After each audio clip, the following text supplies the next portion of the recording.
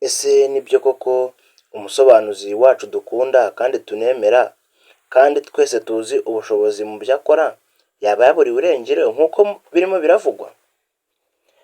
Hasohotse inkuru nyinshi ku binyamakuru byinshi bigiye bitandukanye, aho zagiye zivuga ngo Rocky Kimomo cyangwa Kirabiranya ngo ashobora kuba yaburiwe irengero, aho aheruka kwerekeza mu rugendo yagiriye muri Leta Zunze Ubumwe za Amerika. Njanga aka kanya rero ngo ibyo tubishyireho umucyo cyangwa tube twababwira amakuru ya nyayo nuko ibye bimeze.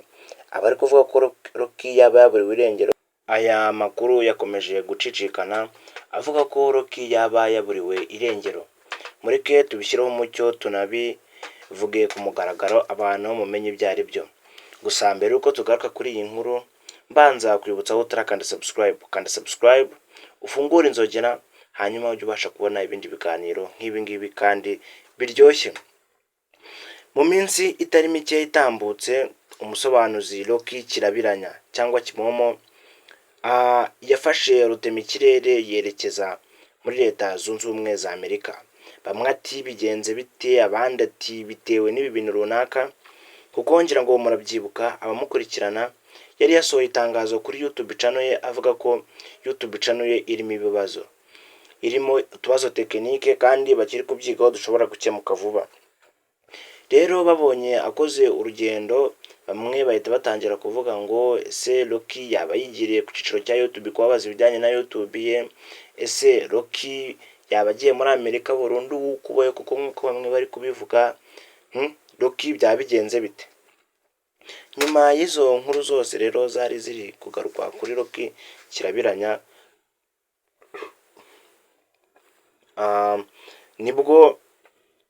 nibwo hasohotse inkuru zitari nziza zivuga amakuru agiye atandukanye, zivuga ko umusobanuzi wacu Rocky Kirabiranya ashobora kuba yaburiwe irengero muri Leta Zunze Ubumwe za Amerika.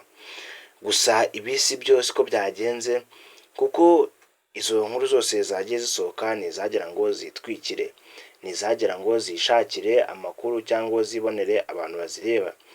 Icyo twababwira ni uko Rocky Kirabiranya ahari ameze neza kandi atuje. Gusa izindi nkuru zo zagiye zitangazwa, nk'inkuru yavugaga ko Rocky Kirabiranya yaba agiye gukora business, zo ntabwo turazimenya neza, cyangwa izindi nkuru zo zavugaga ko Rocky Kirabiranya agiye gutura muri Amerika bya nyabyo. Ibi rero twagiye dutohoza amakuru gusa ntabwo turamenya neza nimba koko Rocky agiye kuba muri Leta Zunze Ubumwe za Amerika nk'uko biri kuvugwa. Gusa icyo twababwira cyo cya nyacyo kandi kinazwi ni uko Rocky Kirabiranya yagiye muri Leta Zunze Ubumwe za Amerika kandi ameze neza. Iby'amakuru rero ashobora kuba yavugaga ko Rocky yaburiwe irengero cyangwa Rocky hari ibindi bintu agiye gukora, ibyo ntabwo biremezwa.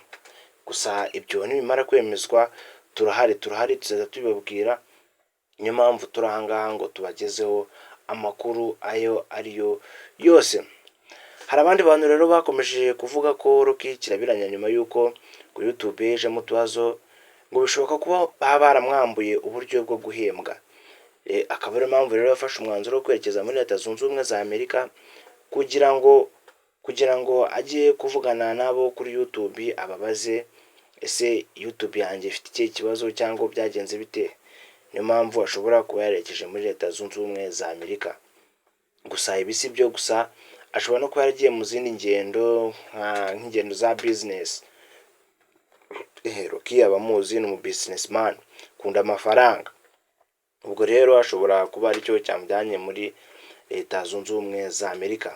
Gusa tubamenyesha ko aya makuru tubagejejeho yo ni aya nyayo tubabwiye, ahubwo icyo tutazi natwe, ese azagumayo, ese ntagiye gukorera, ese ibyo byose natwe turabyiteze.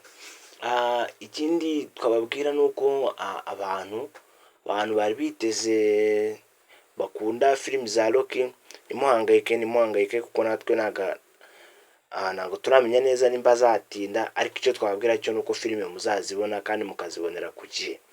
Ni iminsi mikeya akagaruka.